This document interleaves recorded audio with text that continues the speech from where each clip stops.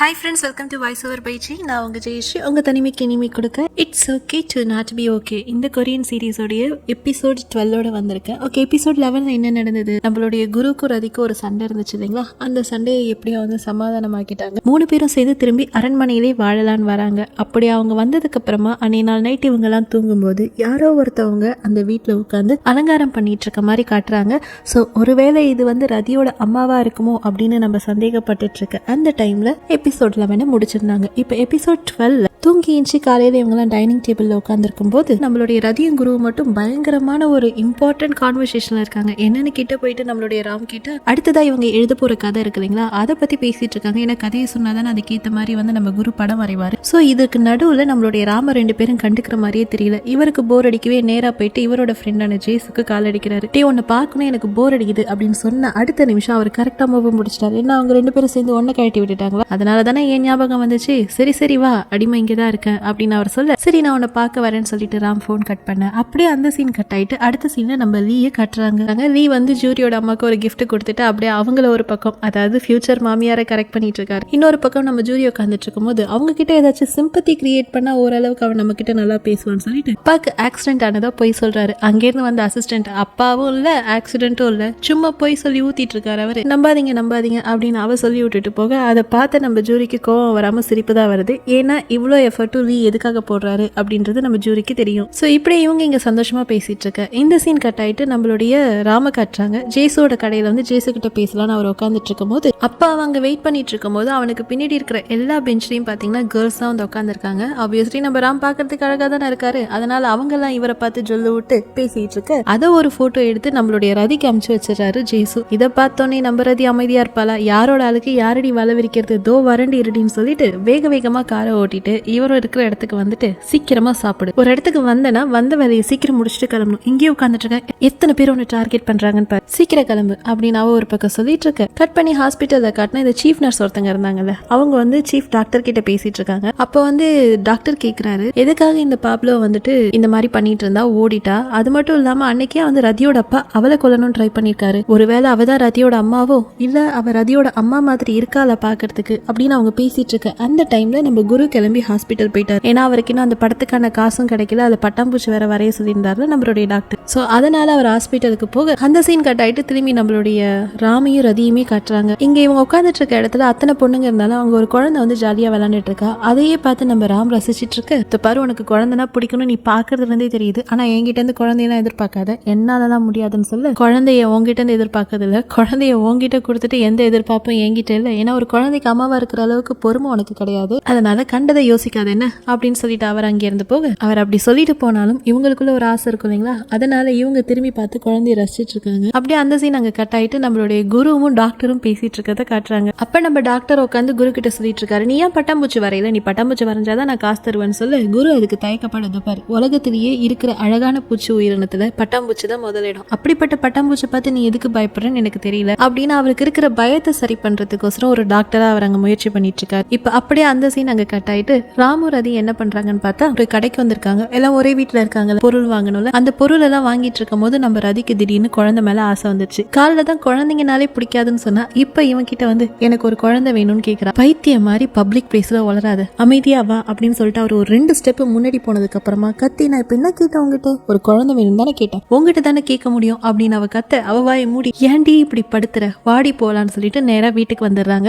எடுத்துட்டு வந்த பொருள் எல்லாம் அடுக்கி வச்சுட்டு ட்ரெஸ் மாத்திட்டு இவங்களுடைய அன்றாட வேலைகளை பார்த்துட்டு இருக்கும்போது கொஞ்சம் ரொமான்டிக்கா பின்னாடி கட்டி பிடிச்சி, நீ நானும் ஒன்னா தானே இருக்க ஆரம்பிச்சிட்டோம், இனிமே ஏன் ரூம்ல நீ தங்கலாம்ல அப்படின்னு இவங்க ஒரு பக்கம் அடம் பிடிக்க, பாரு குரு வர மாதிரி சத்தம் கேக்குது, அவன் வந்துட போறா, முதல்ல கையேடு, அவனை விட்டுட்டு எப்படி உன் கூட தங்க முடியும்னு கேட்க, எனக்கு அதெல்லாம் தெரியாது, என் கூட நீ தங்கணும் அப்படின்னு அவங்க அடம் பிடிக்க, சரி சரி இன்னைக்கு நைட்டு ஒரு ரூம்க்கு நான் வரேன் என்ன அப்படின்னு அவர் ஒரு உறுதி கொடுக்கும் போதுதான் இவங்க பிடிச்ச பிடிப்பை விடுறாங்க. இப்படி இந்த சீன் இங்க ஹாப்பியா கட் ஆயிட்டு அடுத்த சீன்ல நம்ம ஜூரியை கட்டுறாங்க. ஜூரி ஒரு மாதிரி உம்முன்னு உட்காந்துட்டு இருக்கா. எப்பயுமே இவ ராம நினைச்சுதான் ஃபீல் பண்ணிட்டு இருப்பா, ஆனா இப்ப தடவை நம்ம லீயோட காலுக்கோசரம் வெயிட் பண்ணிட்டு இருக்கா. அவர் எங்கேயோ வெளியே போறேன்னு சொல்லிட்டு போயிருப்பாரு, கால் பண்றேன்னு சொல்லியிருப்பாரு. ஆனா மனுஷன் மறந்துட்டார் போல இருக்கு. இந்தாண்ட இவ போனையே பார்த்துட்டு உட்காந்துருக்கா, லீ கால் பண்ணுவாருன்னு சொல்லிட்டு. ரைட்டா இங்கேயும் காதல் மலர ஆரம்பிச்சிருச்சு போல இருக்கு. இப்படி இந்த சீனை காட்டிட்டு நைட்டு என்ன நடக்குது, ஏன்னா நம்ம ராம் வந்து உறுதி கொடுத்துருந்தாருல நைட்டும் ரூமுக்கு வரேன்னு சொல்லிட்டு.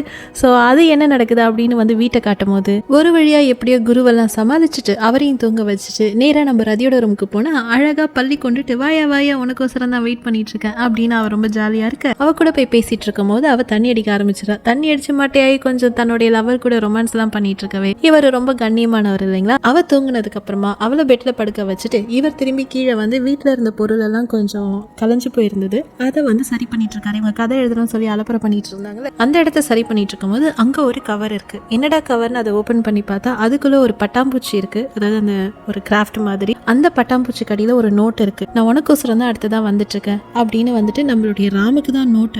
அதை வச்சுட்டு போனது அந்த பாப்லோ தான். இதை பார்த்த உடனே ராமோட முகமே மாறுது. ஏன்னா பாப்லோ ஒருவேளை ரதியோட அம்மாவோன்னு ஆல்ரெடி ஒரு டவுட் இருக்கு. அது மட்டும் இல்லாம நம்மளுடைய குரு என்ன சொல்லிட்டு இருந்தாரு, பட்டாம்பூச்சி தான் என்னோட அம்மாவை கொண்டுடுச்சுன்னு சொல்லிட்டு இருந்தாரு. அது மட்டும் இல்லாம ரதியோட அப்பா என்ன சொல்லிட்டு இருந்தாரு, அவ ஒரு கொலைக்காரின்னு சொல்லிட்டு இருந்தாரு. சோ இதெல்லாம் கனெக்ட் பண்ணும்போது சின்ன வயசுல தன்னோட அம்மாவை கொண்டது ரதியோட அம்மாவா தான் இருக்கும், அந்த அம்மா பாப்புலோவா தான் இருக்கும்.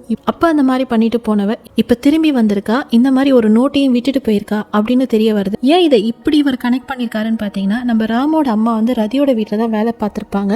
சோ அந்த டைம்ல தான் இறந்து போயிருப்பாங்க. சோ இந்த மாதிரி ஒரு நிகழ்வு இவருக்கு தெரிய வர கெஸ் பண்ண அப்படியே ஆள் இடிஞ்சு போய் உட்கார்றாரு. இப்படியே இந்த சீன் இங்க கட் ஆயிட்டு கட் பண்ணி ஹாஸ்பிட்டல்ல காட்டுறாங்க. அங்க ஒரு வயசான ஒரு பேஷண்ட் இருந்தாரு, நிறைய சீன்ல பாத்திருப்பீங்க. அவர் முழுக்க குணமடைஞ்சிட்டாரு போல இருக்கு. அவர் டாக்டருக்கு நன்றி சொல்லிட்டு அந்த லவ் பண்ற பையன் ஒருத்தர் பல பேஷண்ட்ல அவன்கிட்டயும் நல்லா பேசிட்டு போயிட்டு வரேன்னு சொல்லிட்டு போய் பஸ் ஏறாரு. அவர் அந்த மாதிரி குணமடைஞ்சு போறதை காட்டிட்டு இந்த ஆண்ட அண்ணனையும் தம்பியும் காட்டுறாங்க. நம்ம ராம் கிட்ட ரொம்ப வருத்தப்பட்டு நம்மளுடைய குரு பேசிட்டு இருக்காரு. காரணம் என்னன்னு பாத்தீங்கன்னா, திரும்பி அந்த பட்டாம்பூச்சியோட பயம் எனக்கு வர ஆரம்பிச்சது. ஒருவேளை இங்கிருந்து நம்ம ஓட வேண்டியது வந்துருமா அப்படின்னு கேக்குறாங்க. ஏன்னா இந்த கதையோட ஆரம்பத்துல சொல்லியிருப்பாங்க, இவருடைய பயத்தால ஒரு இடத்தை விட்டு அண்ணனும் தம்பியும் ஓடிட்டே இருக்காங்க அப்படின்னு சொல்லி. சோ இங்கதான் கொஞ்ச நாளா இவங்க கண்டினியூஸா வாழ்ந்துட்டு இருக்காங்க. அதனால அந்த மாதிரி ஒரு பயம் நம்ம குருக்கு வர அவருக்கு நம்மளுடைய ராம் ஆறுதல் சொல்றாரு. அப்படியே ஆறுதல் சொல்லவே அந்த சீன் கட் ஆயிட்டு இந்த ஆண்ட திரும்பி ஹாஸ்பிட்டல்ல இருக்கக்கூடிய ஜூரியை காட்டுறாங்க. நைட் எல்லாம் லீக்கோசரம் வெயிட் பண்ணிட்டு அடுத்த நாள் வேலைக்கு வந்தோம் இன்னமும் போனையே பார்த்துட்டு இருக்காங்க. அவர் கால் பண்ணுவாருன்னு சொல்லிட்டு. பட் அவர் கால் பண்ணல. ஒரு பக்கமா ஹாஸ்பிட்டல்ல தன்னுடைய அண்ணனை சமாதானப்படுத்திட்டு இன்னொரு பக்கம் யூனிஃபார்ம் சேஞ்ச் பண்ணணும் இல்லைங்களா வேலைக்கோசரம். அப்ப வரும்போது இவருடைய லாக்கர்ல இருந்து நிறைய புக்ஸ் இருந்தது. அந்த புக்ல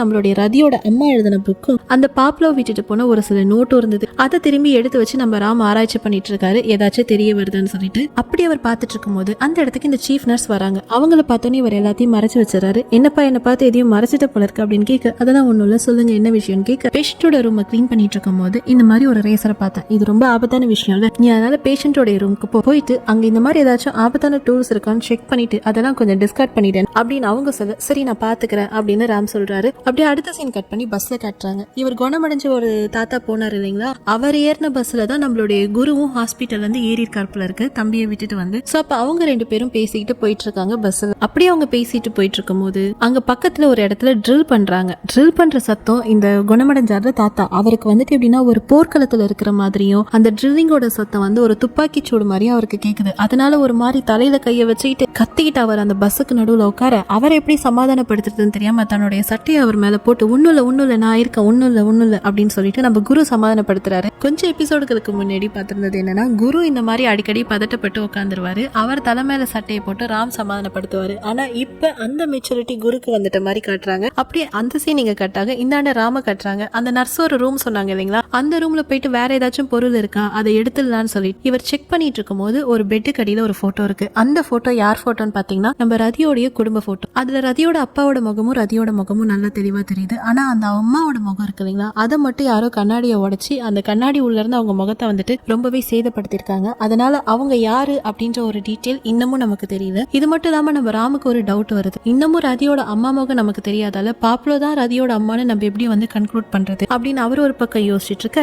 ராம கூப்பிட்டு விடுறாங்க. என்னன்னு பார்த்தா அந்த தாத்தா இருக்காரு இல்லையா, அவரை திரும்பி ஹாஸ்பிட்டல்ல நம்மளுடைய குரு அட்மிட் பண்ணிட்டார் போல இருக்கு, அவருக்கு உடம்பு சரியில்லைன்னு சொல்லிட்டு. அதனால நீ ஒரு ஹீரோடா அப்படின்னு நம்மளுடைய டாக்டர் நம்ம குருவை பாராட்டிட்டு இருக்கும் போது இந்த விஷயம் தெரிஞ்சு ராமு அந்த இடத்துக்கு போறாரு. அப்படி போன இடத்துல இதுதான் சரியான சந்தர்ப்பம்னு சொல்லிட்டு நம்மளுடைய குரு கிட்ட டாக்டர் பொறுமையா கேக்குறாரு, நீ எவ்வளவு பெரிய தைரியமான விஷயம் இன்னைக்கு பண்ணிருக்க, எவ்வளவு தைரியசாலி நீ, அன்னைக்கு என்னதான் நடந்தது கொஞ்சம் யோசிச்சு சொல்லு அப்படின்னு சொல்லவே திரும்பி பிளாஷ்பேக்கு நம்மளுடைய நம்மளுடைய குரு போய் யோசிச்சு பாக்குறாரு. இந்த பிளாஷ்பேக் ஏற்கனவே நமக்கு காட்டினதுதான், ஆனா இப்போ ஒரு சில டீட்டெயில நமக்கு கொஞ்சம் நல்லாவே சொல்றாரு நம்ம குரு. என்னன்னா, என்னுடைய அம்மாவும் நானும் தனியா போயிட்டு இருந்தோம். அங்க ஒரு லேடி வந்து அம்மாவை குத்தி கொண்டுட்டாங்க, என்னையும் வந்து மிரட்டினாங்க. அதனால அவங்களுடைய முகத்தை நான் பார்க்கல. ஒரு பட்டாம்பூச்சி தான் அவங்களை கொண்டுச்சு அப்படின்னு திரும்பி பட்டாம்பூச்சின்னு சொல்லாது. சரி ஓகே, அந்த பட்டாம்பூச்சி எங்க இருந்தது அதை சொல்லுன்னு கேட்க, அது ஒரு ட்ரெஸ் மேல இருந்தது, அவங்களுடைய ட்ரெஸ் மேல இருந்தது. சரி, அந்த பட்டாம்பூச்சி பார்க்க எப்படி இருந்தது அப்படின்னு கேட்க, அது கோல்டன் கலர்ல இருந்தது, அதுலயும் ஒரு பட்டாம்பூச்சி மேல ஒரு சின்ன பட்டாம்பூச்சி உட்கார்ந்து இருக்கிற மாதிரி இருந்தது அப்படின்னு சொல்லவே நம்மளுடைய ராமுக்கு வந்து திடீர்னு ஏதோ ஒரு ஞாபகம் வருது. இப்பதானே இந்த மாதிரி ஏதோ ஒரு விஷயத்தை யார் மேலேயோ பார்த்தோம் அப்படின்னு சொல்லிட்டு யோசிக்க, அது எங்க பார்த்திருந்தானா ரதியோடைய குடும்ப போட்டோல பார்த்திருந்தார். என்னதான் ரதியோட அம்மாவோட முகம் வந்து சிதைக்கப்பட்டிருந்தாலும் அவங்க போட்டிருந்த ட்ரெஸ் மேல இருந்த அந்த பட்டாம்பூச்சி ப்ரூச் வந்து அப்படியே தான் இருந்தது. சோ அதை பத்தி தான் நம்மளுடைய குரு இப்ப சொல்லிட்டு இருக்காரு. சோ ஏற்கனவே நைட் அவர் பார்த்த அந்த லெட்டர் அண்ட் நடந்த விஷயங்கள் எல்லாத்தையும் கோர்வையா எடுத்து அவர் வந்துட்டு கன்க்ளூட் பண்ண, ரதியோட அம்மா தான் கண்டிப்பா தன்னோட அம்மாவை கொண்டு இருக்காங்க அப்படின்றது தெரிய வந்ததுக்கு அப்புறமா மனுஷன் அங்கேயே உடைஞ்சு போயிடுறாரு. பட் யார் முன்னாடியும் எதையும் காட்டிக்க முடியாதால ஒரு ரூம்ல போய் தனியா செவுத்த போய் குத்தி அழுதுட்டு இருக்காரு. ஏன்னா ஒரு பக்கம் காதலி,